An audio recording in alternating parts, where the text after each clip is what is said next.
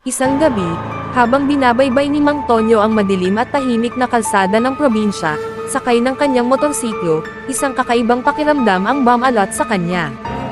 Hindi na bago kay Mang Tonyo ang magmaneho sa ganitong oras, sanay na siya sa dilim at sa mga huni ng kulisap na tanging tunog sa gubat. Pero ngayong gabi, may ibang hangin siyang nararamdaman. Habang papalapit siya sa isang partikular na bahagi ng kalsada, kung saan ang mga sanga ng matatandang puno ay tila nagsasanib sa itaas, at ang iisang poste ng ilaw ay nagbibigay lamang ng limitado at malabong liwanag, bigla siyang kinilabutan. Ang ilaw ng kanyang motorsiklo ay tumama sa isang tigres sa gitna mismo ng kalsada. Napakagatlabi si Mang Tonyo, mabilis na pinreno ang motorsiklo. Hindi siya makapaniwala sa kanyang nakikita.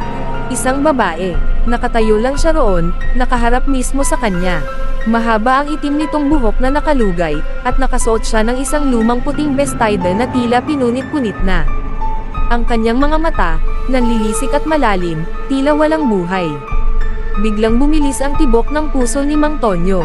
Ang White Lady, ang kwento ng mga matatanda, na madalas daw nagpapakita sa mga gubat at highway tuwing hating gabi. Hindi siya makagalaw. Hindi siya makapagsalita. Ang tanging naririnig niya ay ang malakas na bagzo ng kanyang dugo sa tenga, at ang tahimik na gubat na tila mas tahimik pa sa dati. Nakatitig lamang ang babae kay Mang Tonyo. Walang inak, walang galaw.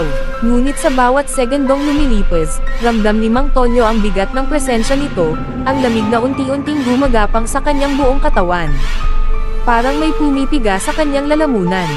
Gusto niyang sumigaw, gusto niyang humarurot palayo, pero tila siya'y napako sa kinatatayuan. Ilang minuto ang lumipas, o baka ito'y tila walang katapusan. Sa wakas, dahan-daang gumalaw ang babae. Hindi siya lumakad palapit, o lumayo. Sa halip, dahan-dahan itong lumutang, at unti-unting naglaho sa dilim, na parang usok na tinangay ng hangin. Nang makawala sa pagkabigla, mabilis na pinaandar ni Mang Tonyo ang kanyang motorsiklo. Pinaharurot niya ito, hindi na lumingon, diretso pa uwi. Ang lamig na kanyang naramdaman ay nanatili, at ang imahe ng babae ay nakaukit na sa kanyang isipan. Mula noon, hindi na siya bumalik sa kalsadang iyon tuwing hating gabi. At sa tuwing maririnig niya ang kwento ng White Lady, mayroon na siyang sariling karanasan upang patutuhanan ang katatakutan ng gabing iyon. Wala ka naman jowa.